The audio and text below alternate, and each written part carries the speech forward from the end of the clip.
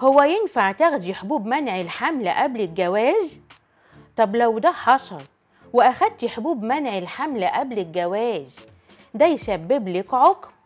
أنا هجاوبك على أسئلتك، بس الأول ادخلي على اللينك واعملي اللايك. أبليكيشن الداية تقدري دلوقتي تعرفي منه أقرب صيدلية ليكي والتقييم بتاعها كام، وكمان عناوين ومواعيد الدكاترة، وكمان المعامل وخدماتها. حملي أبليكيشن الداية دلوقتي.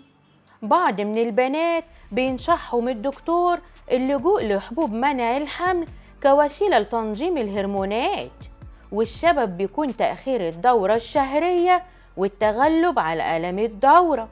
وكمان لو ميعاد فرحك قرب وجه في فترة الحيض، فيقدر الدكتور من خلال حبوب منع الحمل يمنع نزول الدورة، وكمان تستمتعي بشهر العسل. ده غير بقى حالة النزيف الشديد بتقلل كمية تدفق الدم، وكمان حب الشباب وتقلبات المزاج اللي بيكون سببهم لخبطة في الهرمونات.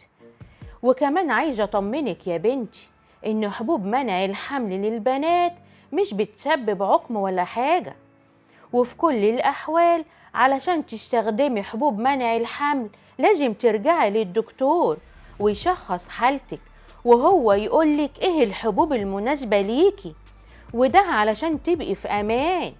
وبكده يا بنتي تكون خلصت حلقتنا. يلا يا حبايبي، هنتظر رسايلكم على صفحة البرنامج وأنا هرد عليكم على طول. هتوحشوني يا حبايبي للحلقة اللي جاية من برنامجكم الداية. أبليكيشن الداية تقدري دلوقتي تعرفي منه أقرب صيدلية ليكي والتقييم بتاعها كام، وكمان عناوين ومواعيد الدكاترة، وكمان المعامل وخدماتها. حملي أبليكيشن الداية دلوقتي.